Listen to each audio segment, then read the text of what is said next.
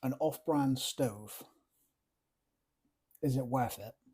Now in this video we are going to explore this off-brand stove which I did receive as a Christmas present, but that I know is from Amazon. So this is a genuine off-brand stove because on the box the only indication of a name is cooking system. Now I have found it on Amazon, and the one that I did find, it is called Odo Land. Now that's not the only name that I've found for it, but for the sake of this we're just going to call it the Amazon stove. So inside the box you obviously get all the components, and it all fits in this nice little drawstring bag. It's a bag, that's all it is, nothing special about it. It's decent size. I think it's a bit oversized, which obviously for any camping equipment is perfect. So I'm just going to throw that away for a minute because I don't need that.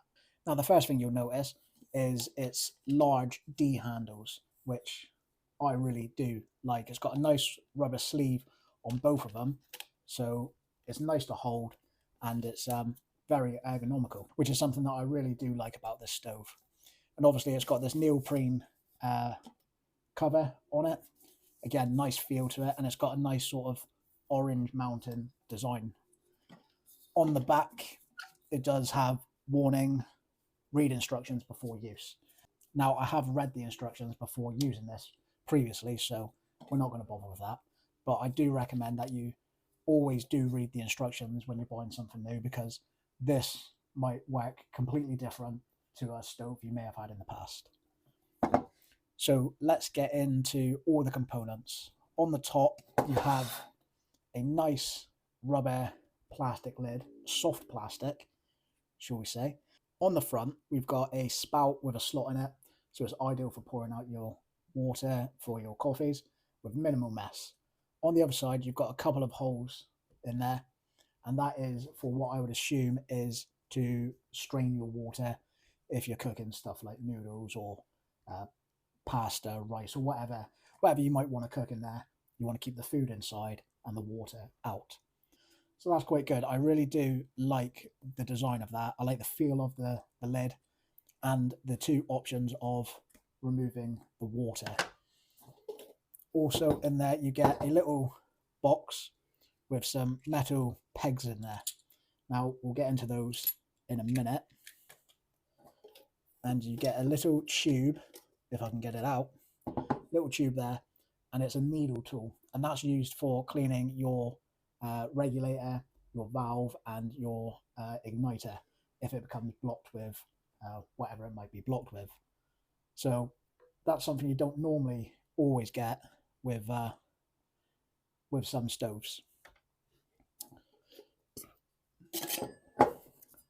Now, the main part of this is the burner.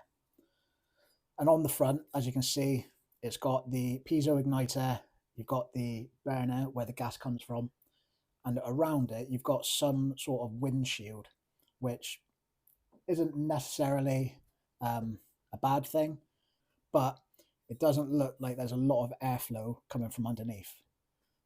Is that a problem? Not really, since I've been using it, but other people might have a different experience than me. On the bottom of it, you've got the piezo igniter, so give that a click, and then the flame happens. Then you've got the valve with a regulator.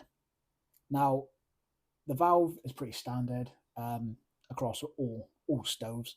The thing I dislike about this the most is the fact that when it's in its closed state and you have to open it up, flip it open, you do have to give the regulator a quarter turn to make sure that that valve is closed, because when it's open like that, that is open, and as soon as you put your gas in, the gas starts coming out of this end, and obviously not really safe.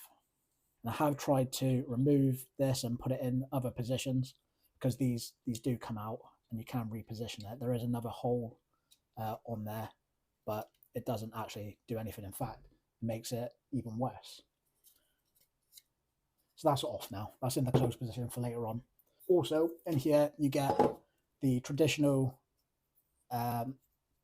gas canister feet that just stabilizes your cooking system when you're cooking, stops it from blowing over as easily, etc. Pretty standard across most things. Although a lot of models that you might buy don't necessarily come with these, and you do have to buy these separately. But this one comes with it, so that's a perk, that's a bonus. Now onto the actual stove itself, or the pot, shall I say. Like I said, you've got the D handles, you've got the neoprene sleeve. On the inside, it does have some markers, very faint markers. You're not going to be able to see it on the camera, but it does range from 0.5 litres to 0.8 litres and then up to 1.1 litres. Now the 1.1 litres is around this sort of mark here. So you do actually have about this much extra, I'd say an inch, to add extra water if you really needed to.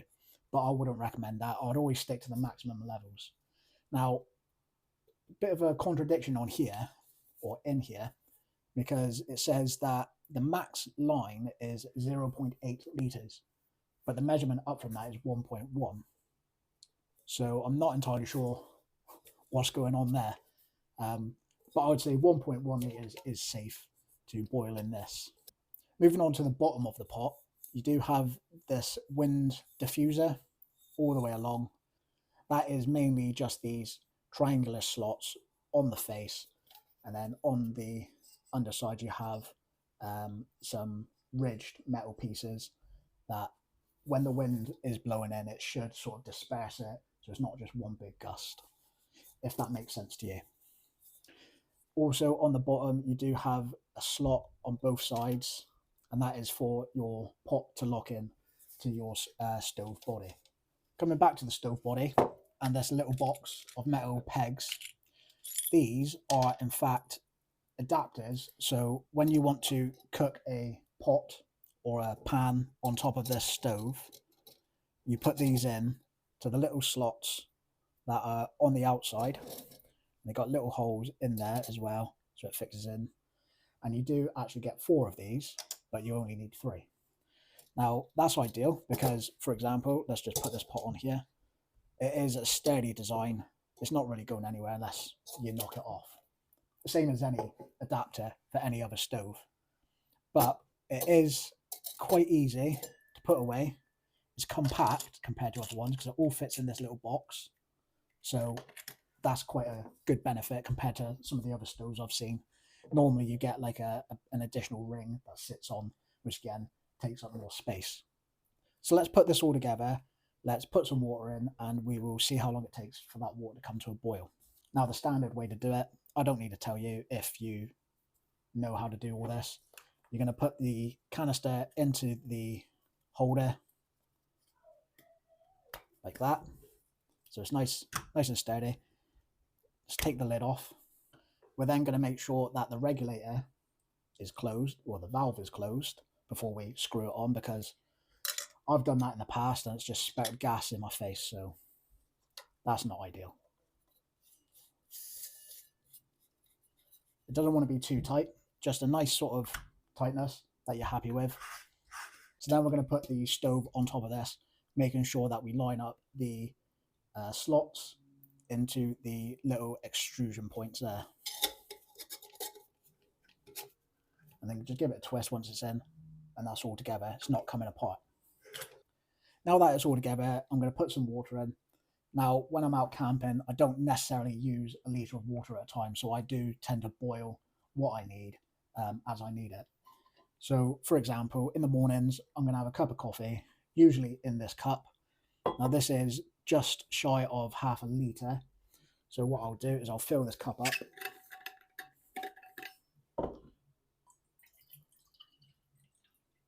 To there, which is a decent sized coffee in the morning. I'm going to pop that in there like that. Now put the lid on, make sure it's a nice tight fit.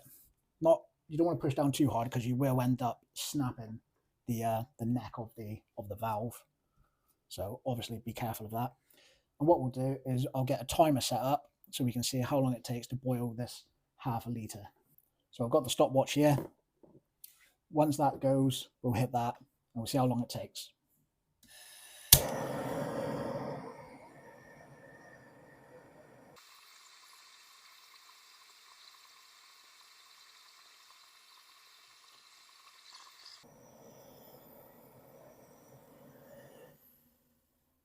All right. So that is just over a minute to boil that. I could hear that roaring. I can already feel, there we go, how hot it is. I'm not going to put my finger in there, as tempting as that is. 1 minute, 4 seconds for it to bring to a boil. So let's take that off. Pour it in here. Oh, hang on. I've taken the lid off, haven't I? See, that's what I'd normally do with my OEX stove. But this one's got a dedicated lid. And it's not really going to go anywhere. It's quite a snug fit unless you put a lot of force to push it out. So let's just pour it in, shall we? Look at that. Lovely little design there. Beautiful. Now that is there ready for my coffee. Lovely little bit. I'm so tempted to put my finger in there, but I know that's boiling hot. So that is actually it, really. That's the use and the function of it. There's not really much else to say, other than I can just run off some specs that I've got for it. Is that closed? Yes, it is. So for the size, it is 160 millimeters from the edge to the edge of the D handles there. And the height is 260, obviously, from the bottom of the stove to the top. When it's packed away, though, these D handles folded down, it is actually 120 in diameter. And when the stove is placed inside, the height of it is 197 millimeters. So as I said before, the maximum capacity of this, I would say, is 1.1 litres, although it is advertised as a 1.4 litre stove, and on the inside it says maximum of 0.8.